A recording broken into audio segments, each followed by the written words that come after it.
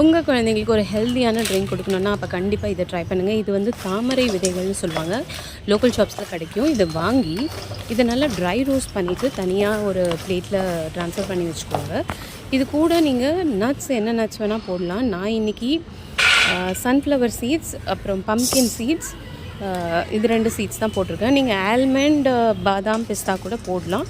இந்த சீட்ஸையும் நல்லா dry roast பண்ணிவிட்டு வாசனை வர அளவுக்கு, பட் ஆனால் கருக விட்டுறக்கூடாது, நல்லா ரோஸ்ட் பண்ணிவிட்டு தனியாக அதையும் ஒரு பிளேட்டில் கூல் டவுன் பண்ணி வச்சுக்கோங்க.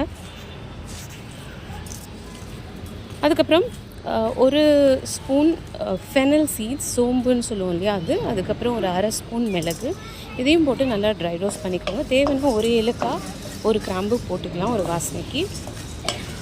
அதுக்கப்புறம் கொஞ்சமாக சாஃப்ரான் நான் ஆட் பண்ணியிருக்கேன், அது ஆப்ஷனல். அது வேணும்னா நீங்கள் போடலாம், இல்லைனா விடலாம். எல்லாத்தையும் போட்டு நல்லா ரோஸ்ட் பண்ணிவிட்டு இது கூல் டவுன் ஆனதுக்கப்புறம் நல்லா ரோஸ்ட் பண்ணி கிரைண்ட் பண்ணி ஒரு ஏர்டைட் கண்டெய்னரில் நல்லா கூல் டவுன் ஆனதுக்கப்புறம் அந்த பவுடர் போட்டு ஸ்டோர் பண்ணி வச்சுக்கோங்க.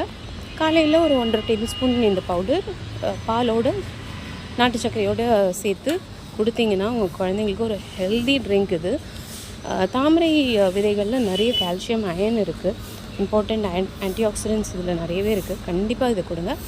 ஈவன் வீட்டில் இருக்கிற பெரியவங்களுக்கும் கொடுக்கலாம்.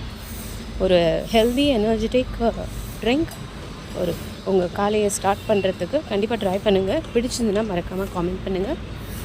இன்னும் நீங்கள் சப்ஸ்கிரைப் பண்ணலன்னா சப்ஸ்கிரைப் பண்ணி சப்போர்ட் பண்ணுங்கள். தேங்க்யூ.